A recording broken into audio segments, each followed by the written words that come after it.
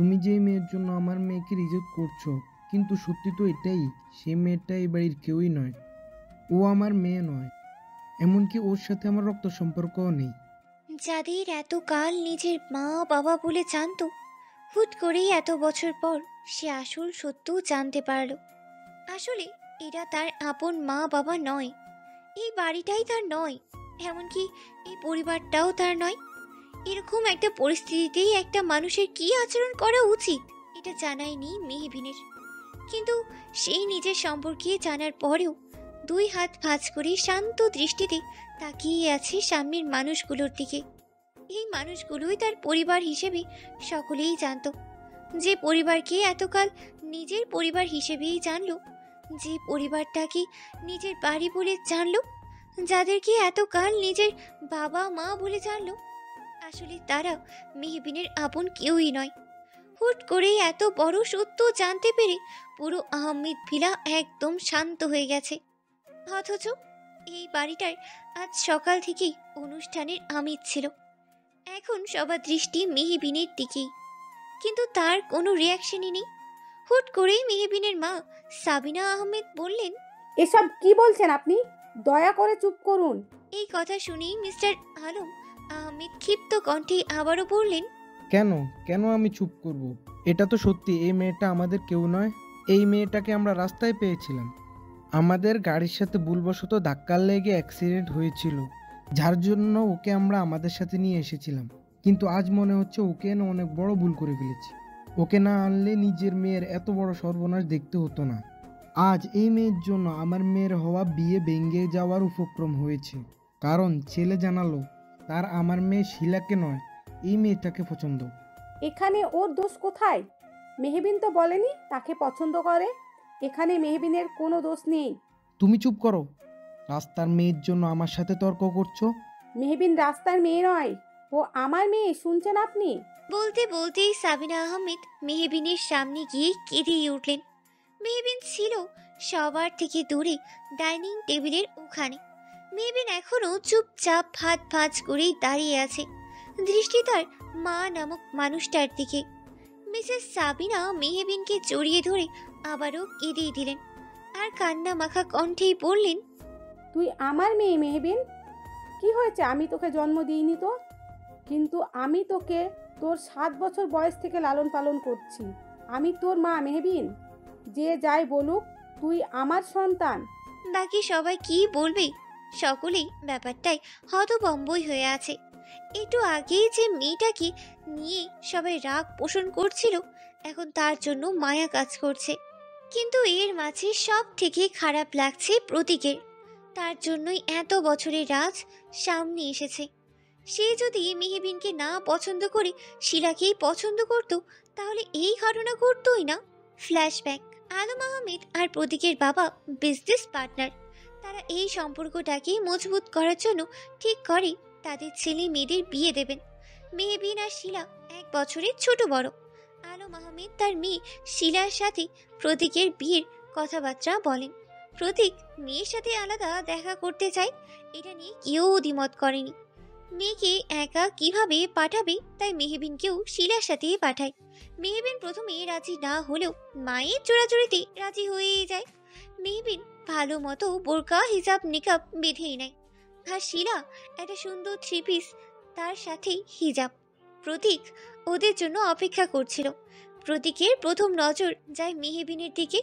যদিও তার চেহারা দেখেনি, তবে ধার্মিক মেয়ে দেখে তার ভালো লাগে। অতঃপর ওদের পরিচয় হয়। প্রতীক আর শিলা কথা বলতে থাকে। মেহবিন ফোন বের করে কিছু একটা করতে থাকে, এমনকি একবার তাকিয়ে প্রতীকের দিকে আর তাকায়নি। খাওয়ার অফার করলে মেহবিন জানিয়ে দেয় সে কিচ্ছু নেবে না, শুধু 1 কাপ কফি ছাড়া।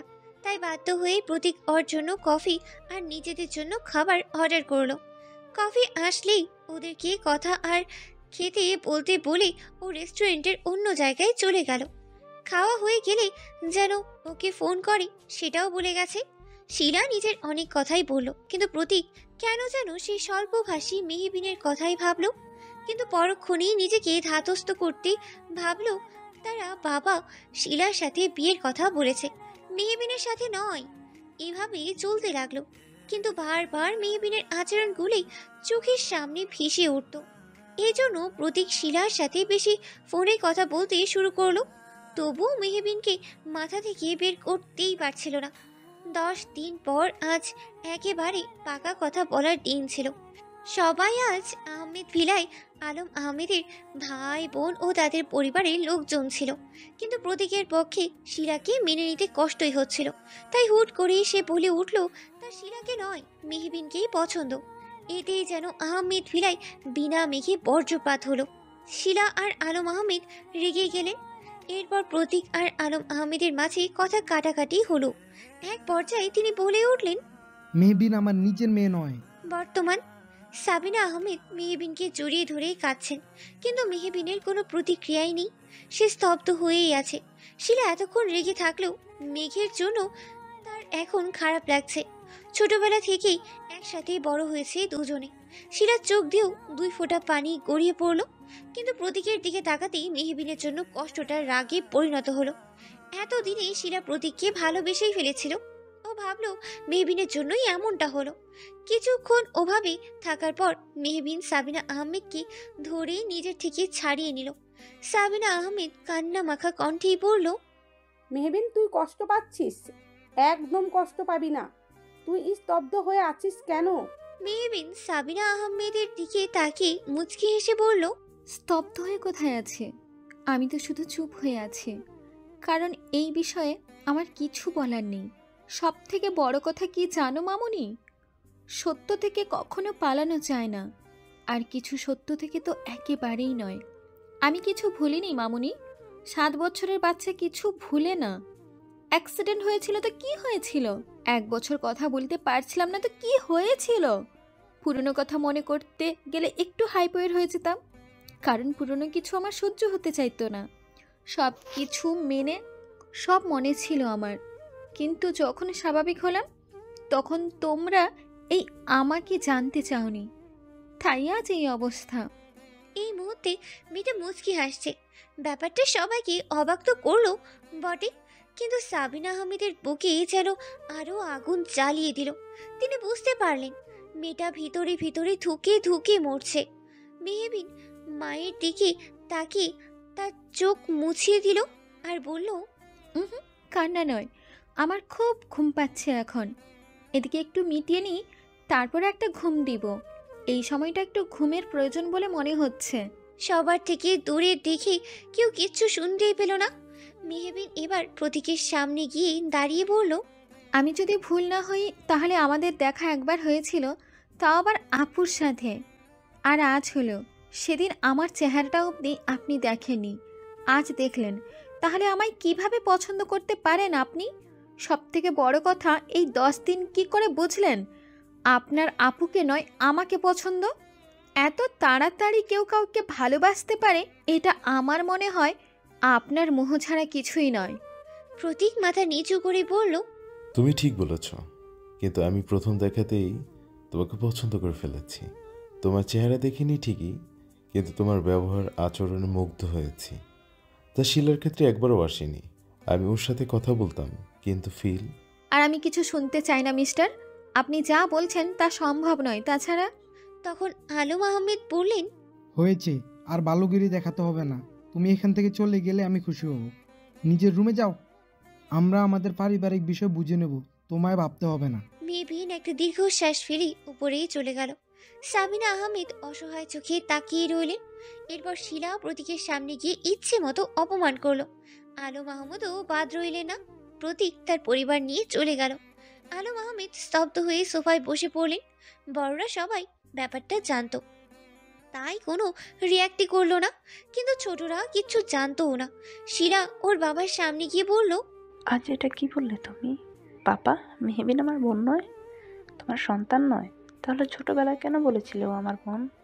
কেন বলেছিলে ও একটা জায়গা থেকে হারিয়ে গিয়েছিল, কয়েক বছর পর তোমরা ফিরে পেয়েছো? আমি তোমাদের মাঝে মাঝে জিজ্ঞেস করতাম ওর সাথে আমাদের কেন কিছু মিল নেই। তোমরা কেন বলেছিলে ব্যতিক্রম হয় তাই এরকম। আজ বুঝতে পারছি সব। ও যদি আমার বোন না হয়ে থাকে তাহলে তোমরা ওকে কেন এনেছো এখানে? তখন আলম আহমেদ বললেন, আমার ভুলের জন্য? মানে? মানে আমি আর সাবিনা একটা কাজ থেকে ফিরছিলাম, একটু বেখেয়ালে গাড়ি চালাচ্ছিলাম, আর মেহবিন আমার গাড়ির সামনে পড়েছিল। কিভাবে কি হয়েছিল সেটা আমি নিজেও জানি না।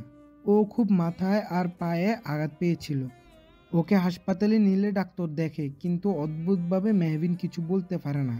কিন্তু ডক্টর বলে ও বোবা নয়, হয়তো অতিরিক্ত ভয় আর টেনশন থেকে সে কথা বলতে পারছে না। ওকে সবসময় হাসি খুশি রাখার চেষ্টা করতে হবে, না হলে হয়তো আর কোনোদিন কথা বলবে না। কি করব বুঝতে পারছি না, মেয়েটাকে চিনি না, জানি না। মেহবিন তোমার মায়ের আঁচল খুব শক্ত করে ধরেছিল, তোমার মায়ের খুব মায়া হয়, তাই তোমার মা বলে ওকে নিয়ে আসতে আমাদের সাথে। এমনিতেও সাবিনা আর মা হতে পারবে না বলে আমি ওকে নিয়ে আসি। তোমাকে বললে তুমি কিভাবে রিয়েক্ট করো, তাহলে মেয়েটার উপর খারাপ প্রভাব পড়তে পারে। মেয়েটার অবস্থার জন্য আমরা দায়ী ছিলাম, তাই তোমার ভালোর জন্য তোমাকে বলেছিলাম তোমার বোন। সব শুনেই শিলা একটু কষ্ট পেল, তবে মুখ ফুটে বলল, মেহবিন এসব জানতো তাই না? তাই তো আজ কোনো রিয়েক্ট করলো না। আমি জানি না, ডাক্তার বলেছিল ও ওর নাম ছাড়া হয়তো বাকি সব ভুলে গেছে। কারণ যখন ও কথা বলতে পারতো না, তখন ওকে আমরা জিজ্ঞেস করেছিলাম তোমার পরিচয় কি, লিখে দিতে, কিন্তু ও ওর নাম ছাড়া আর কিছুই লিখতে পারতো না। মা বাবার কথা শুনলে হাইপার হয়ে যেত, তাই ডাক্তার ওকে পুরনো জিনিস মনে করাতে না করেন, এতে ওর ক্ষতি হতো। তাই ওকে পুরনো সব বাদ দিয়ে আমরা ওর মা বাবা হিসেবে পরিচিত হই।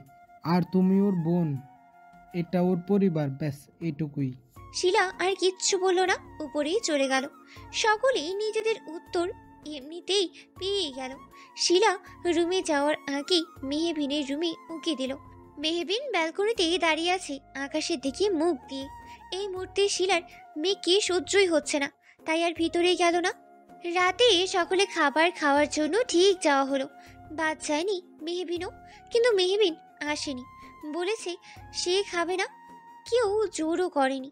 তবে সাবিনা আহমেদ মেহবিনের রুমে গেলেন ওর সাথেই থাকবে বলে।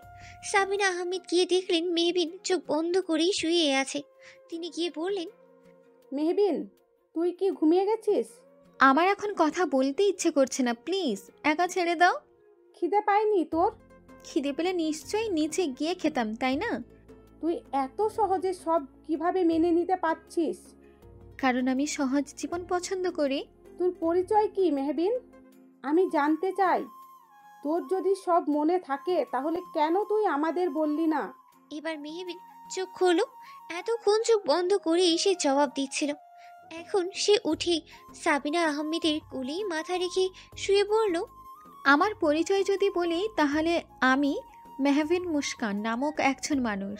আর তোমরা যদি তার মা বাবা না হও, তাহলে সেই দিন এই পৃথিবীতে এখন তার জানা মতো হয়তো আপন বলতে কেউ নেই। সেদিন কি হয়েছে মেহবিন? তুই রাস্তায় এভাবে এসেছিলি কেন? একটুর বাচ্চার আশা নিয়ে। যাই হোক, মাথায় হাত বুলিয়ে দাও, আমি ঘুমাবো। তখন ঘুম আসেনি আমার, এখন একটু ঘুমাতে দাও। সাবিনা আহমেদ আর কিচ্ছু বললেন না। মেহবিন ঘুমিয়েই পড়ল, কিন্তু সত্যিই কি ঘুমোলো নাকি ঘুমের ভান ধরে পড়েই রইল কে জানি। অতঃপর এক নতুন সকালের আগমন। মেহবিন ফজরের নামাজ আদায় করে নিল সাবিনা আহমেদের সাথে। মেহবিন গিয়ে তার পড়ায় মনোযোগ দিল। এবার সে ঢাকা মেডিকেলে পড়ছে।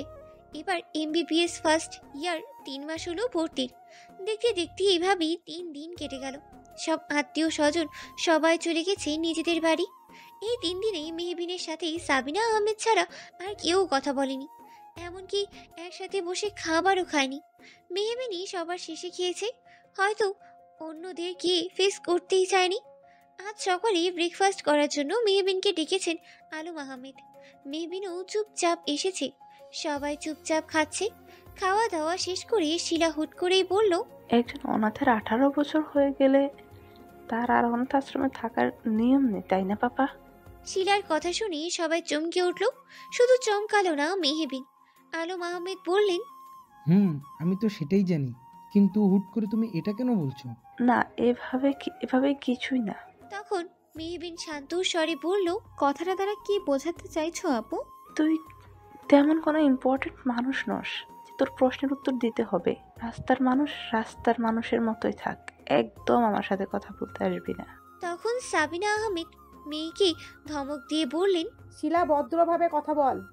রাস্তার মেয়ের সাথে কিভাবে কথা বলবো তা নিশ্চয়ই তোমার কাছ থেকে শুনবো না। অবশ্য তোমাকে কি বলবো, তুমি তো আবার রাস্তার মেয়েটাকেই বেশি ভালোবাসো কি না? আমার তো মনে হয় তুমি ওর মতো রাস্তাতেই থাকতে কোনো এক সময়, তাই তো এত খাতির।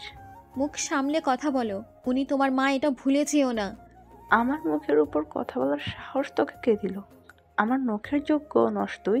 এতদিন আমার বাবার টাকায় ফুটানি মারছে, সেদিন মাকে বলছিলি তুই অনাথ, আমি শুনেছি। তখন তুই অনাথ, তার মানে তোর সব মেনে নিয়েছিলাম। মানে তুই ভালো একটা জীবন পাওয়ার জন্য মিথ্যা বলছিস আর অভিনয় করেছিস। তোর নাম ছাড়া কিছুই মনে নেই। এত লোভ তোর, এত লোভ, যার জন্য লোভে পড়ে তুই প্রত্যেককে নিজের হাত করে নিলি, সেদিন আবার ভালো সাজলি। না জেনে কোনো কথা বলবে না আপু। তোর মতো অনাথের কাছ থেকে আবার কি জানতে হবে?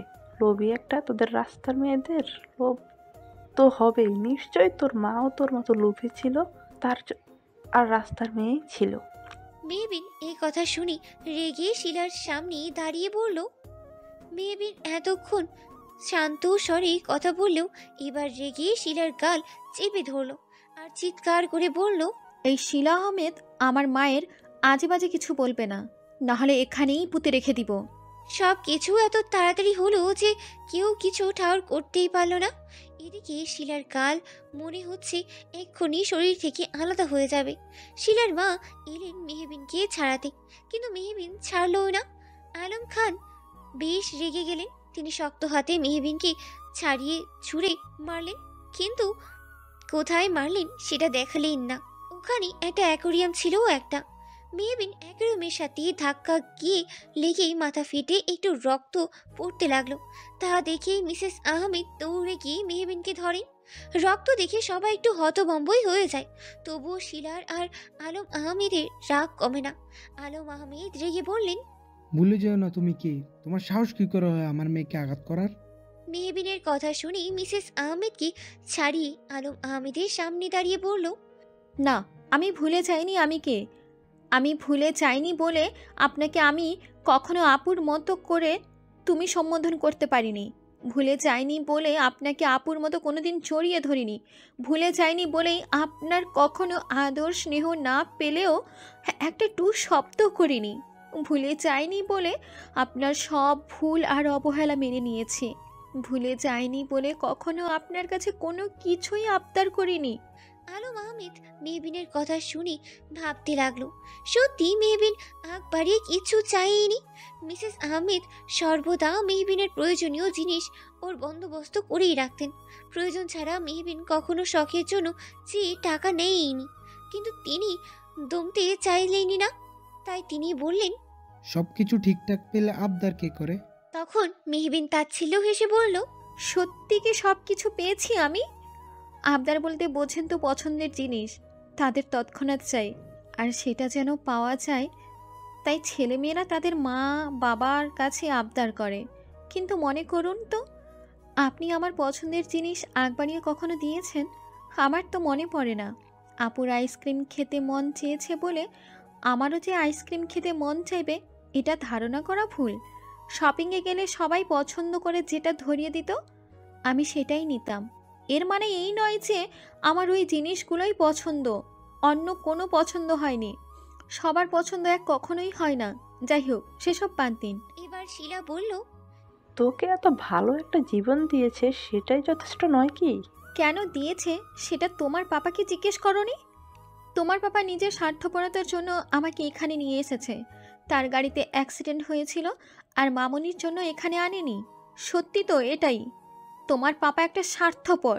এই কথা শুনি শিলা হতভম্ব হয়ে গেল। আলম খানও একটু ভয় পেল, কিন্তু তিনি দমলেন না।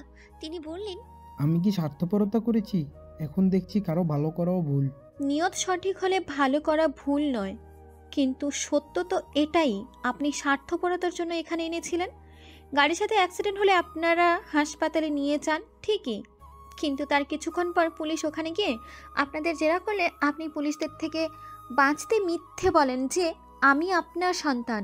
কিন্তু পুলিশের বিশ্বাস হয় না। তারা আমাকে জিজ্ঞেস করে, আপনি তার আগে বুঝিয়ে সুঝিয়ে আপনার কথা মানতে বলেন। এমনিতেও কথা বলতে পারছিলাম না, আর এই সুযোগে আমার মাথা নাড়িয়ে হ্যাঁ বলাটাই তার জন্য প্লাস পয়েন্ট ছিল।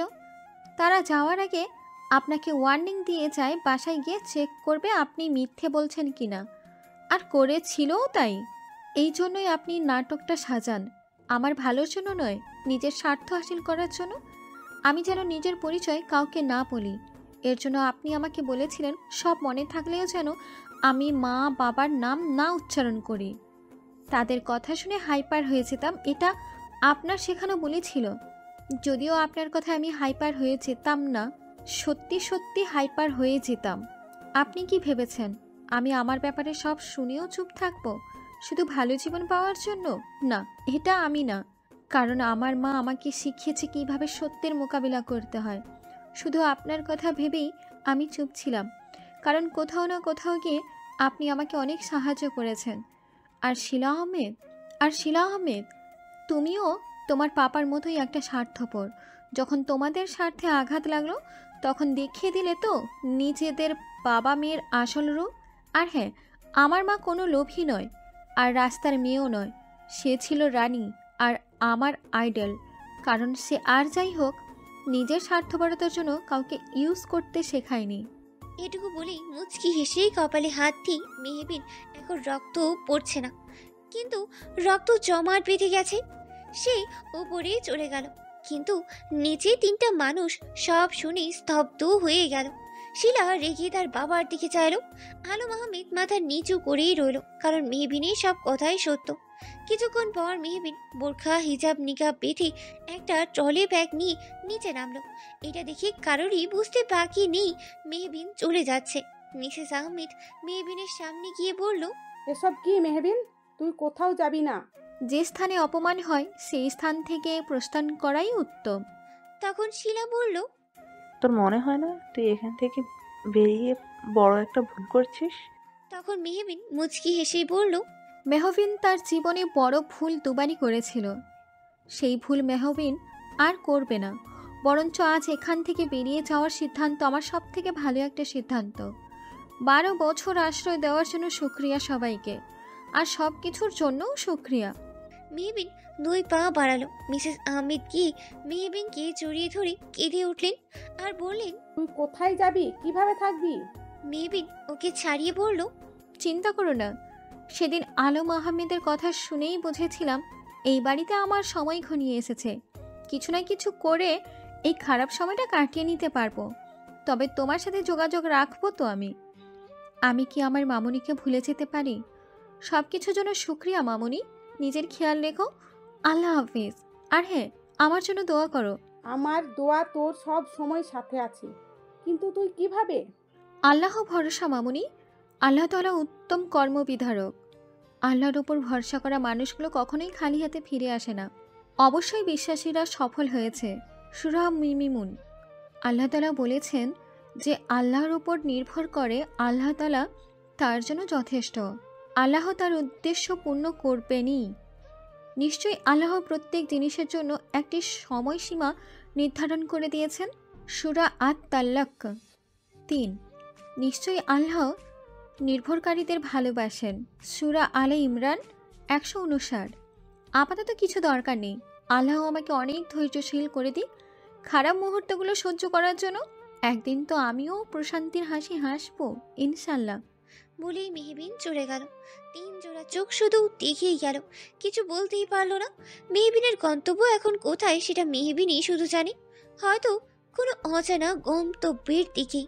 চলন্ত ট্রেনটা থেমে যাওয়ায় মেহবিন পুরনো এক তিক্ত স্মৃতি থেকে বেরিয়ে এলো। সেদিনের পর তার জীবনটা আরো 6 বছর এগিয়েছে। এখন মেহবিন মুস্কান নামের আগে ডক্টর যুক্ত হয়েছে। সে এখন ডক্টর মেহবিন নামেই পরিচিত। বেলা 11টায় ট্রেনটা থেমেছে। সে আস্তে ধীরে তার ব্যাগ নিয়ে ট্রেন থেকে নামলো। গন্তব্য তার মহুয়াপুর নামক গ্রামে। সেখানের সরকারি হাসপাতালে ডক্টর হিসেবে 2 দিন পর তার জয়েন হওয়ার কথা। এখানে তার পরিচিত কেউ নেই, তাই সকাল সকাল এসেছে যদি আজ ঘর ভাড়া পাওয়া যায়, না হলে আবার ফিরে যেতে হবে আর বাধ্য হয়ে কোয়ার্টারে থাকতে হবে। কিন্তু সে চায় না সেখানেই থাকতে, তাই তো 2 দিন আগেই এসেছে। হাতের ট্রলি ব্যাগ আর কাঁধের ব্যাগটা নিয়ে সে রিক্সা খুঁজতে লাগলো। একটা জায়গায় কয়েকটা রিক্সা দেখে সেখানে গিয়ে একজন রিক্সা চালককে জিজ্ঞেস করলো। মহাপুর গ্রামে যাবেন? রিক্সা চালক দাঁত কেলিয়ে বলল, জামু, তয় 50 টাকা ভাড়া। সমস্যা নেই, চলুন। তখন পাশ থেকে আরেকজন রিক্সা চালক বললেন, আফা, ও আপনার কাছে বেশি টাকা চাইতেছে। মহুয়াপুরের ভাড়া 30 টাকা। আপনি নতুন দেখা ও আপনার থেকে বেশি চাইতেছে। আমি এখন ওইদিকে যাবো, আপনি আমারটায় আসেন, আমি আপনার পৌঁছাই দিতেছি। তোর রিক্সায় যাইব কেন? উনি আমারে জিগাইছে, তাই আমি যামু। আফা, আপনি 30 টাকাই দিয়েন। মেহবিন এতক্ষণ দুজনের কথাই শুনছিল। বুঝতে পারলো নতুন দেখে টুপি পরানোর চেষ্টা করছিল। তবে আরেকজন সৎ রিক্সা চালককে দেখে ওর মুখে হাসি ফুটে উঠল। মেহবিন প্রথম জনকে বলল, নিঃসন্দেহে আমি আপনাকে জিজ্ঞেস করেছিলাম মানে আপনার রিক্সাতেই যেতাম, কিন্তু আপনি একটু লাভ করতে গিয়ে আমাকে নেওয়ার সুযোগটা হাতছাড়া করলেন। আমি ওনার রিক্সায় যাব, এটা ওনার সততার পুরস্কার। তবে আপনাকে একটা কথা বলি, দয়া করে এই জিনিসটা করবেন না। নতুন দেখে তার কাছ থেকে বেশি টাকা নেবেন না, কারণ সে যদি জানতে পারে আপনি তার থেকে বেশি টাকা নিয়েছেন, তাহলে তার মনে আপনাকে নিয়ে একটা বিরূপ ধারণা হবে।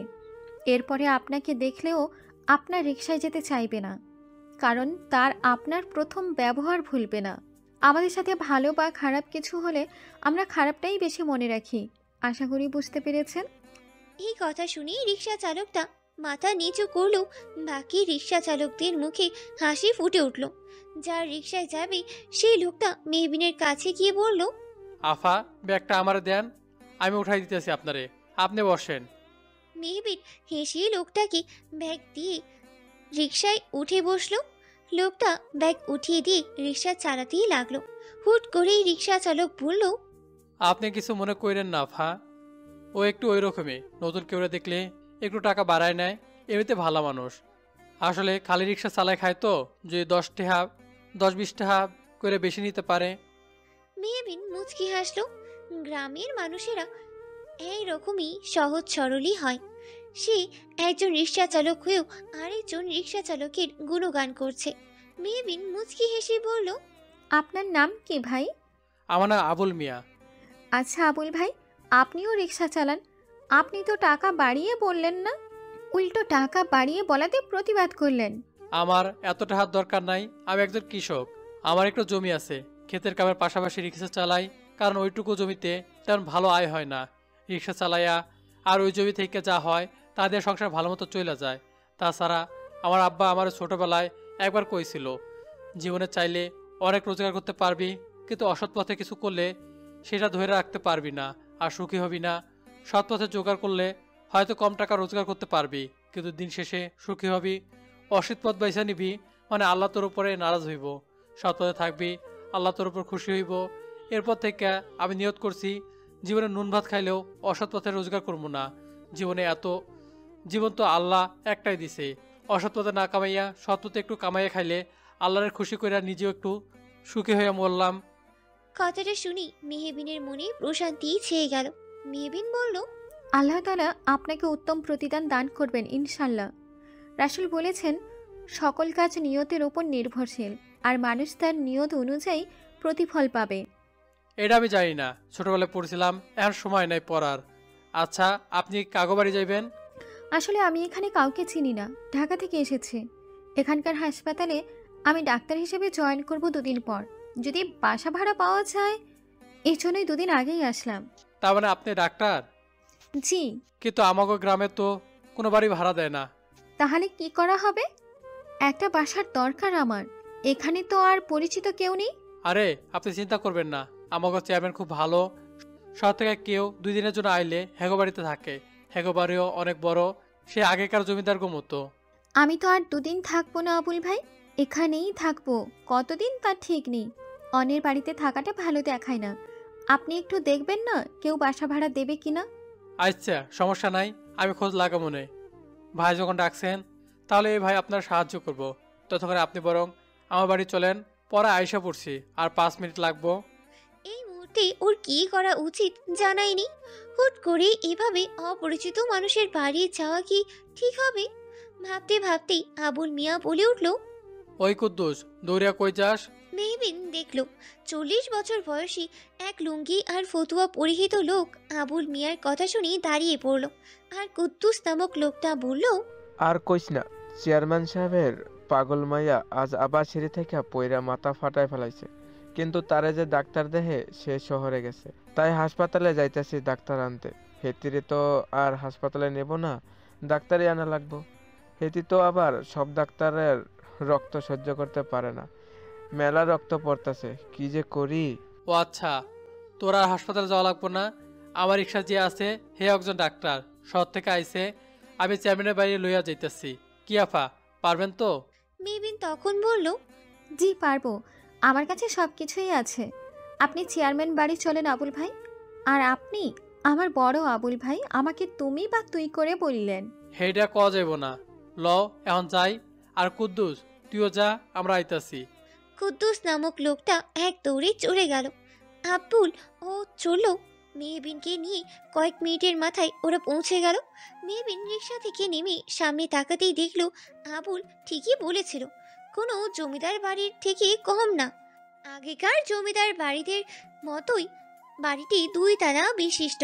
মেহবিন আবুল এর সাথে চলতে লাগলো। সদর দরজা দিয়ে ঢুকতে কতগুলো মুখকে দেখতে পেল। সবাই বেশ চিন্তিতই বোঝা যাচ্ছে।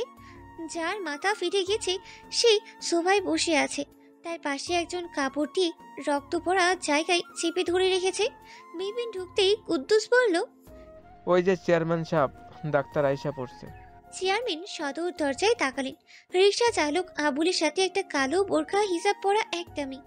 মেহবিন মেয়েটাকে দেখে তাড়াতাড়ি এগিয়ে এলো।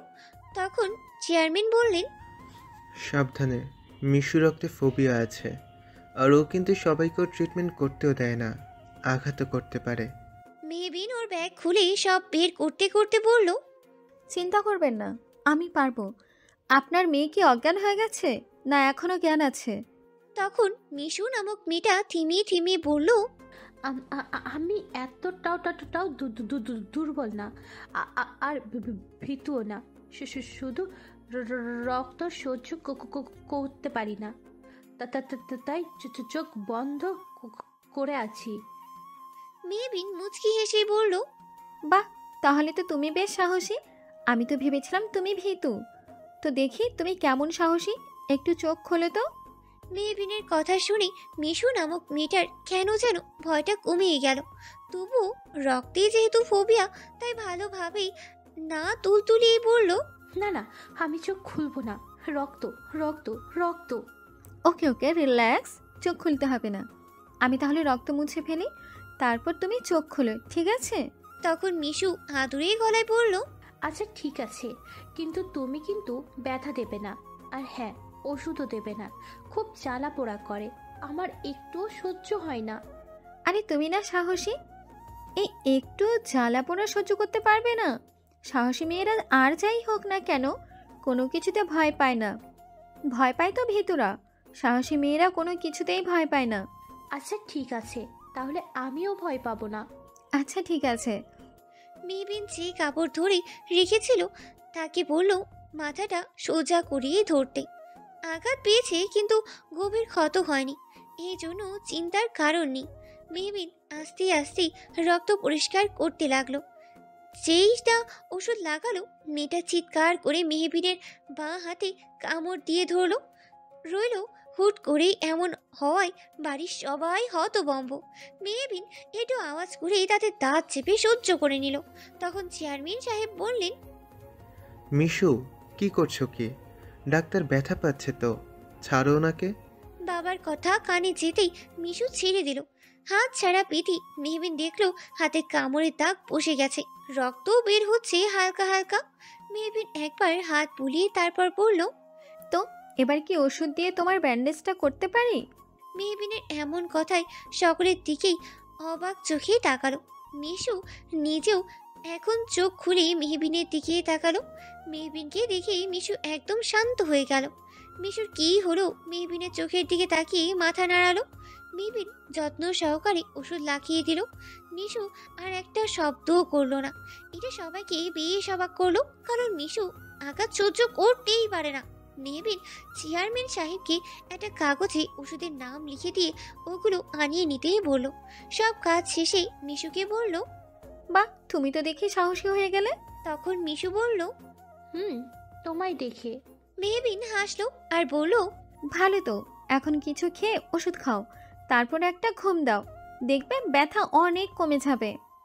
হুম, আমি যাব না, তোমার দিকে তাকিয়ে থাকবো। তুমি কত সুন্দর। তাই বুঝি, কিন্তু তুমি আমার থেকেও সুন্দর, শুধু একটু অগোছালো। এখন নিজের রুমে গিয়ে রেস্ট নাও। আচ্ছা নেব, যদি তুমি আমার বন্ধু হও তবে। যদি না হই তাহলে? তাহলে আমি কিছুই করব না, এই যে বসে রইলাম। আচ্ছা ঠিক আছে, হব তোমার বন্ধু। তাহলে হাত মেলাও। বলে মিশু হাত এগিয়ে দিল। মেহবিন ও এগিয়ে দিল, কিন্তু মিশু মেহবিনের হাত ধরে জোরে জোরে নাড়তে লাগলো আর খিলখিল করে হাসতে লাগলো। কিছুক্ষণ পর মেহবিনের হাত ছেড়ে বলল, এটাকে বলে মিশুর হ্যান্ডশেক। এখন তাহলে আমি রুমে যাই। আর হ্যাঁ, তুমি আমার বন্ধু হলে আমার সব কথা শুনবে, ঠিক আছে? আচ্ছা ঠিক আছে। মিশু হেসে উঠল, হয়তো কেউ ওর কথা শুনবে এই জন্য। তখন চেয়ারম্যান সাহেব বললেন, আরিফা যাও, মিশুকে নিয়ে ওপরে যাও আর ওকে কিছু খাইয়ে দাও। আরিফা নামক মহিলা মিশুকে নিয়ে চলে গেল। মেহবিন একবার ভালো করে মিশুকে দেখলো। বয়স 29 কি 30 হবে, কিন্তু মনে হলো একটা 5 বছরের অবুঝ বাচ্চা।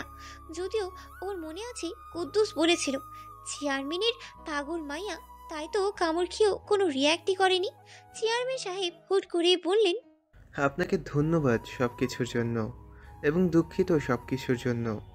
আসলে ও একটু অসুস্থ। এটা আমার দায়িত্ব ছিল, ডাক্তারদের দায়িত্ব মানুষের সেবা করা। তাছাড়া আপনার মেয়ের কথা শুনেই বুঝেছিলাম যে সে স্বাভাবিক নয়, তাই দুঃখিত হওয়ার কোনো কারণ নেই। তা আপনাকে তো এর আগে কোনোদিনও ওই গ্রামে দেখিনি। আপনার নাম? আমি ডক্টর মেহবিন, আজই এসেছি গ্রামে। আপনি তো এই এলাকার চেয়ারম্যান, তাই না? এই এলাকার চেয়ারম্যান শেখ শাহনেওয়াজ, তবে আমি সবার কাছে চেয়ারম্যান সাহেব নামেই পরিচিত। ও আচ্ছা, তাহলে আজ উঠি। তখন আবুল এগিয়ে এসে বলল, চেয়ারম্যান সাহেব, একটা কথা ছিল। আসলে 2 দিন পর আমাকে হাসপাতালে চাকরি করব। এখানে ওনার চেনা জানা কেউ নাই, তাই আগে আইছে, যদি কোনো ঘর ভাড়া পাওয়া যায় হেল লাগিয়া। তাহলে আপনার এখানে আসা উচিত হয়নি। আপনাকে দেখে শহরের মনে হচ্ছে। শহর ছেড়ে এখানে আসাটা আপনার উচিত হয়নি। কয়েক মাস আগে এখানে হাসপাতালের একজন ডাক্তার খুন হয়েছিল। তাছাড়া হাসপাতালে ডাক্তারদের কোয়ার্টারের ব্যবস্থা আছে তো। এই কথা শুনেই মেহবিন বলল, আসলে আমার শহরের থেকে গ্রামের মানুষদের সেবা করাই বেশি ইচ্ছে। তাছাড়া যে ডক্টর খুন হয়েছে নিশ্চয়ই কারো বাড়া ভাতে ছাই দিয়েছিল, তাই তার সাথে এরকম হয়েছে। আমি এসেছি মানুষের সেবা করতে।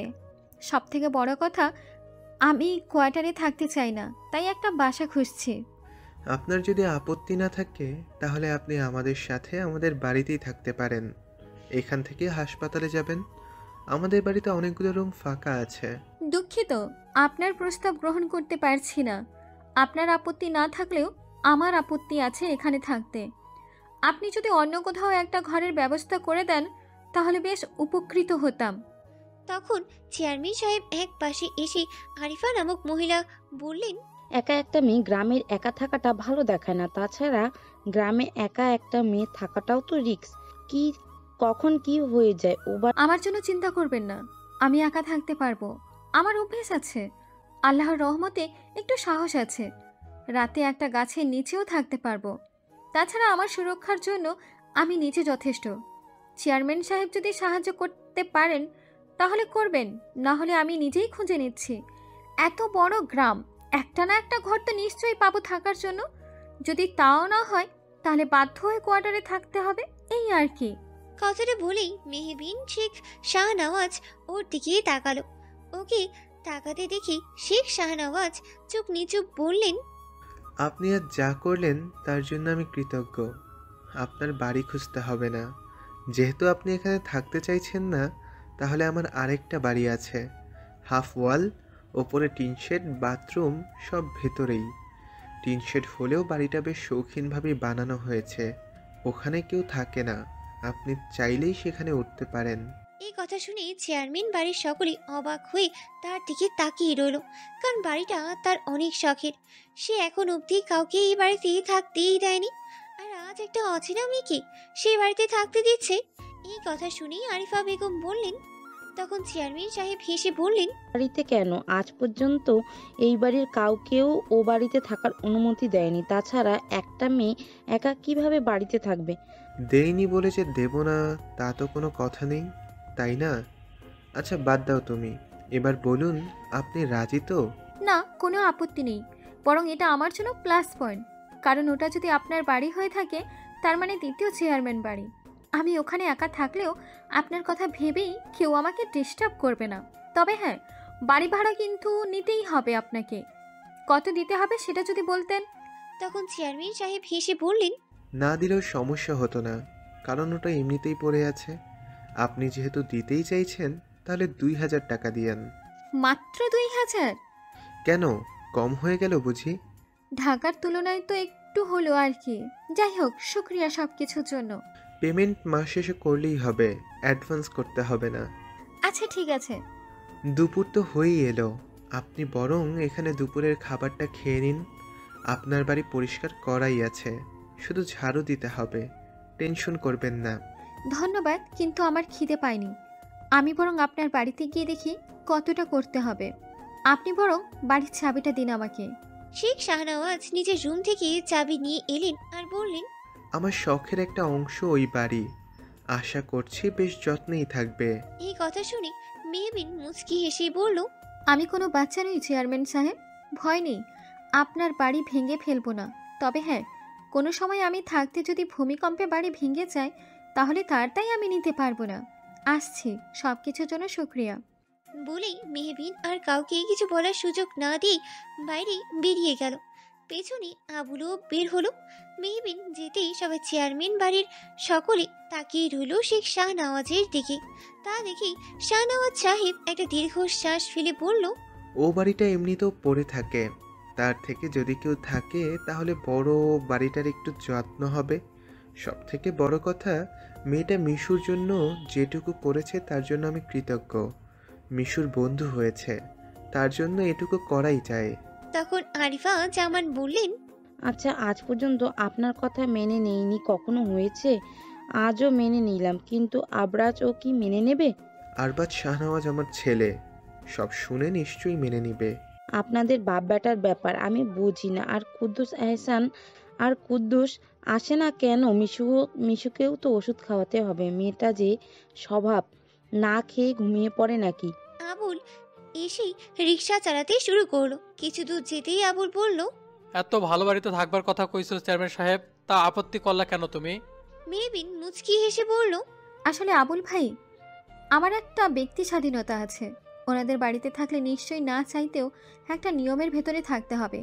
সব থেকে বড় কথা, একটা ভুল পেলে তখন ওনারা কথা শোনাতে ছাড়বেন না, যেটা আমার পোষাবে না। কারণ আমি নিজেই আমার মর্জির মালিক। বুঝছি। তোমার বাড়ি পরিষ্কার করতে হইব না, আমার বোরে কইতাছি হ্যাঁ পরিষ্কার করে দিবনি। এমনি অনেক দূর থেকে আইছো তুমি, একটু আরাম করো। শুধু শুধু ভাবিকে কেন কষ্ট দেবেন আবুল ভাই? আমি পারবো। তুমি না আমার ভাই ডাকো, তাহলে আমার বইনের জন্য এইটুকু করতে পারুম না? নাম আমার বাড়ি আইসা পড়ছি, তুমি কয়টা খায়া লও। আজ আমার বউ সকালে কই মাছ রাঁধছিল, তার রান্ধন অনেক মজা। আবুলের কথা বলার ভঙ্গিতে মেহবিন হেসেই ফেলল। আবুল রিক্সা থেকে ব্যাগ নিয়ে ডাকতে লাগলো, ফাতেমার মা, ও ফাতেমার মা, কই গেলা তুমি? দেহ কারা আইছে তোমার বাড়ি। আবুলের হাঁক ডাকে ওনার বউ বের হয়ে আসলো।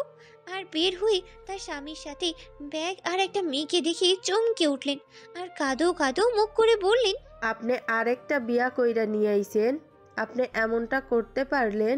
ওই ফাতেমা, কনে গেলি? দেখ, তোর বাপ তোর জন্য নতুন মা নিয়ে আইছে, এখন আমারে এই বাড়ির থেকে বাহির কইরা দিব। বলে মহিলাটা কেঁদে উঠলেন। এটা দেখে মেহবিন আর আবুল দুজনেই ভ্যাবা চাকা খেয়ে গেলেন। এদিকে মায়ের কথা শুনে ফাতেমাও বের হয়ে এসেছে। আবুল ব্যাগ রেখে দৌড়ে গিয়ে ফাতেমার মাকে বলল, আস্তাক ফিরুল্লাহ, নাউজুবিল্লাহ, কি কও সব? আমি কেন বিয়ে করবো? কি মরছো নাকি? তার মানে আমি মরি নাই দেখা বিয়া করেন নাই, ওরে নিয়ে আইছেন, আমি মরলে ওরে বিয়া করবেন? আস্তাক ফিরুল্লাহ, নাউজুবিল্লাহ, কি কও সব? মেহবিন না চাইতেও হেসে ফেলল। গ্রামের মেয়েরা কি এরকমই সহজ সরল? মেহবিন এবার এগিয়ে গিয়ে বলল, ভাবি চিন্তা করবেন না, আমাকে আবুল ভাই বিয়ে করার জন্য আনেনি। সে তার বউকে অনেক ভালোবাসে, তাই অন্য কাউকে বিয়ে করার কথা ভাববেও না। আসলে আমি আজই গ্রামে এসেছি, চেয়ারম্যান বাড়ির আরেকটা বাড়িতে ভাড়ায় উঠেছে।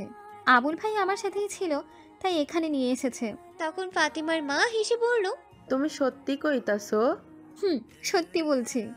ফাতেমার বাপ, আপনি আগে কইবেন না আমারে? তুমি কইতে দিলা কখন? তোমার মাথায় যে গোবর আছে এটা জানাই তো তোমারে আমি বিয়া করছিলাম। আপনি আবার আমারে? আচ্ছা বাদ দাও, যাও খাওয়ান বারো।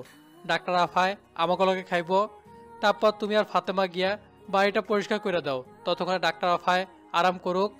তখন ফাতিমা নামক মেয়েটা বলল, তার মানে আপনি ডাক্তার? আপনি জানেন আমারও শখ একদিন ডাক্তার হমু। বেশ তো, মনোযোগ দিয়ে লেখাপড়া করো, ইনশাল্লাহ একদিন ডাক্তার হবে। তা কোন ক্লাসে পড়ো? ক্লাস 8-এ। তখন আবুল বলল, হয়েছে, আবার পরে গপ্প করিস। ফাতেমা যা, ওনারে কলে পাড়ি নিয়ে যা। মেহবিন হাত মুখ ধুয়ে ওদের সাথে খেতে বসলো। মেহবিন জানতে পারলো আবুলের একটা ছেলেও আছে, ক্লাস 3-তে পড়ে। এখন ও সেই স্কুলে আছে। খাওয়া শেষ করে মেহবিনও গেল তাদের সাথে নিজের ঘর। নিজেও না হয় একটু পরিষ্কার করুক। আবুল আর ওনার বউ মানা করেছিল, কিন্তু ও শোনেনি। আবুল ওদেরকে নামিয়ে দিয়ে চলে গেল। পাকা রাস্তা থেকে একটা গলির মতো কাঁচা রাস্তা আছে, যেদিক সেদিক দিয়েই 2-3 মিনিট গেলেই চেয়ারম্যান সাহেব এর বাড়ি। চারিদিকে সিমেন্টের বর্ডার করা একটা বাড়ি, হাফ ওয়াল উপরে টিন শেড। গেটের সামনে দাঁড়াতেই মেহবিনের ভিতরে একটা শীতল বাতাস বয়ে গেল। ওর বাড়ির সামনে রাস্তার ওপাশে অনেকগুলো বাড়ি, সবগুলোই টিন শেডের, কিন্তু এই বাড়ির ডানে বামে আর কোনো বাড়ি নেই। মেহবিন চাবি দিয়ে প্রথমে গেটের তালা খুলল। এই বাড়ির তালা খুলতে দেখি রাস্তার ওপাশে থেকে কিছু মহিলা বিন্দু বের হয়ে এগিয়ে এলেন। মেহবিন বাড়ির ভিতরে ঢুকলো। তখন পিছন থেকে এক মহিলা ফাতেমার মাকে জিজ্ঞাসা করলেন। মেহবিন এর কথা জানালো আর এখানে থাকবে বলো। মেহবিন আর দাঁড়ালো না, সে গিয়ে বাড়ির তালা খুললো। সামনে বারান্দা, চারিদিকে লোহার গ্রিল দেওয়া, 2টো রুম করা। বাড়িটার বারান্দায় এক পাশে বাথরুম, আরেক পাশে রান্নাঘর। বলতে গেলে গ্রামের মধ্যে শহরের ছোঁয়া। রুমের তালা খুলে মেহবিন বুঝলো বাড়ির পেছন দিকেও বারান্দা আছে, আর পেছনে বড় একটা পুকুর আছে। তাছাড়াও বাড়িটা বেশ পরিষ্কার, মাসে বা 15 দিনে পরিষ্কার করাই হয়। গ্রামের মাঝে এরকম একটা জায়গা, বাড়ি সত্যি চমৎকার। সব শেষে মেহবিনের মনে হলো রেডিমেড ফ্ল্যাটের মতো। 2 ঘরে 2টা খাট, এক রুমে চেয়ার টেবিল আলমারি, আরেকটা রুমে ডাইনিং টেবিল। আর না, চেয়ারম্যান সাহেব শৌখিনভাবে যে বানিয়েছে তাই এরকম। 3 জন মিলে বাড়িটা পরিষ্কার করে নিল। ফাতেমা আর ফাতেমার মা চলে গেল। মেহবিন পুরো বাড়িটা আরও একবার দেখলো। ফোনে একটা মেসেজ আসতেই মুচকি হেসে রিপ্লাই করলো, আমার গন্তব্যের দিকে আরো এক ধাপ এগিয়ে গিয়েছে। বন্ধু চলে গেছে? মিশুর প্রশ্নে আরিফা জামান একটু চিন্তিত হলেন। যদি একবার হাইপার হয়ে যায় তাহলে সর্বনাশ। তিনি মিশুর কথা সামাল দিতে বললেন, তোমার বন্ধু একটু কাজ ছিল তাই। বন্ধু আমাকে না বলেই চলে গেল? না না, আসবে তো। এখন থেকে তোমার বন্ধু এই গ্রামেই থাকবে। আমি বন্ধুর কাছে যাব? এখন যাওয়া যাবে না। না, আমি এখনই যাব। মিশুর চিৎকারে শেখ শাহনাজ চলে এলেন। ততক্ষণে মিশু বিছানা ছেড়েই নেমেছে। তিনি এসে মিশুর মাথায় হাত রেখে আদরে গলায় বলল, কি হয়েছে আমার মিশুমনির? আমি বন্ধুর কাছে যাব, কিন্তু আমাকে যেতে দিচ্ছে না বাবা। আচ্ছা, এই ব্যাপার। আজ আর যেতে হবে না, কাল যেও। কারণ তোমার বন্ধু সেই শহর থেকে এসেছে, এখন বাড়ি গিয়ে রেস্ট নিচ্ছে। আমরা কাল যাব, ঠিক আছে? আমি এখনই যাব বাবা। তুমি কি চাও তোমার বন্ধু কষ্ট পাক? আমি গেলে বন্ধু কষ্ট লাগবে নাকি? বন্ধু আমায় দেখে খুশি হবে তো, যেইভাবে আমি খুশি হলাম বন্ধুকে বন্ধু বানিয়ে। আসলে তোমার বন্ধু এখন রেস্ট নিচ্ছে। যদি একটু রেস্ট না নেয় তাহলে তোমার বন্ধুর শরীর খারাপ হবে যে। আচ্ছা, তাহলে আমি আজ যাব না, কাল যাব, ঠিক আছে? এই তো, গুড গার্ল। চলো চলো, এখন একটু ঘুমিয়ে নাও। বন্ধু কি বলেছিল, ঘুমাতে? আমি ঘুমিয়ে গেলে তুমি আবার চলে যাবে না তো? না না, আজ আমি কোথাও যাব না, কারণ আজ আমার কোনো কাজ নেই। চলো, তোমার মাথায় হাত বুলিয়ে দিচ্ছি। হুম হুম, চলো। মিশু গিয়ে শুয়ে পড়ল। শেখ শাহনওয়াজ মেয়ের মাথায় হাত বুলিয়ে দিতে লাগলেন। আজ প্রথম তার মেয়েটা কারোর কাছে যাওয়ার জন্য জেদ করেছে, যে কিনা অপরিচিত মানুষ দেখলে ভয় পায়, বাড়ি থেকে কোথাও যেতেই চায় না। তার মেয়েটা তো এমন ছিলই না, বুদ্ধিমতী একটা প্রাণোচ্ছল মেয়ে ছিল। কি থেকে কি হয়ে গেল ভাবতে ভাবতেই ওনার চোখ থেকে 2 ফোঁটা পানি গড়িয়ে পড়ল। আজ খুব ওরেই নিজেকে ভীষণ অপরাধী লাগছে তার।